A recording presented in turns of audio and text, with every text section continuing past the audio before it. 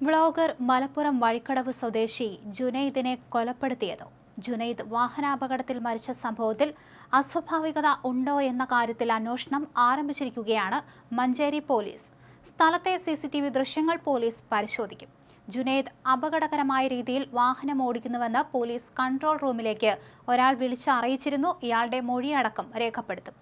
മരണത്തിൽ ജുനൈദിന്റെ കുടുംബം പരാതി നൽകിയിട്ടില്ല. വൈകിട്ട് 5:30ഓടെയാണ് അപകടമുണ്ടായത് എന്നാണ് നിഗമനം. മഞ്ചേരിയിൽ നിന്ന് വഴിക്കടവ് ഭാഗത്തേക്ക് വരുമ്പോഴായിരുന്നു ജുനൈദിന് അപകടം സംഭവിച്ചത്.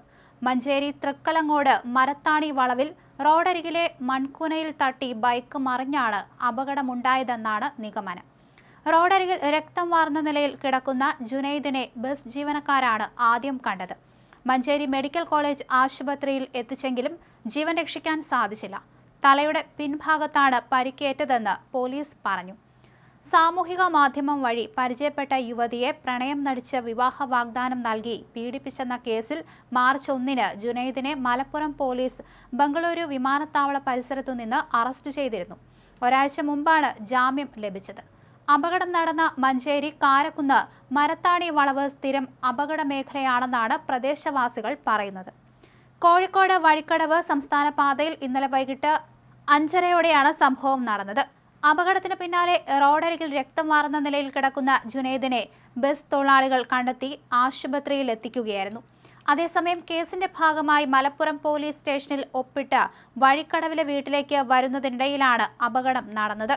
അതായത് ഇതുവഴി ജുനൈദ് വരുമെന്ന് ശത്രുക്കൾക്ക് അറിയാമായിരുന്നു. ഇതാണ് ദുരൂഹത കൂട്ടുന്നത്. അതിനിടെ വ്ളോഗർ ജുനൈദ് വാഹനാപകടത്തിൽ മരണപ്പെട്ട സംഭവത്തിൽ ദുരൂഹതയുണ്ടെന്ന് സംവിധായകൻ സനൽകുമാർ ശശിധരൻ ആരോപിച്ചിട്ടുണ്ട്.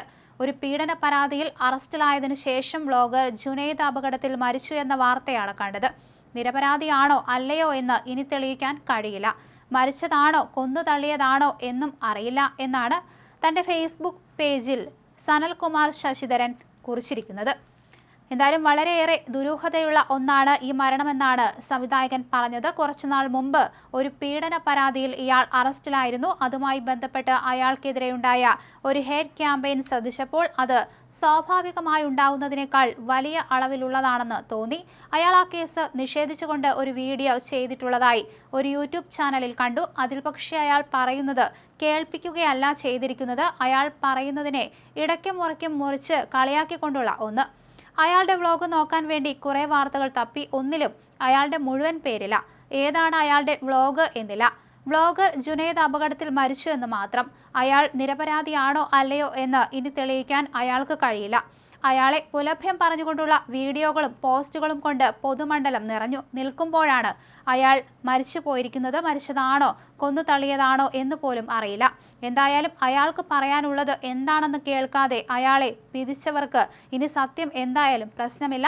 അവർ അടുത്ത ഇരയെ തേടിയിറങ്ങും. അദ്ദേഹത്തിന്റെ പോസ്റ്റ് ഇങ്ങനെ അവസാനിക്കുന്നു.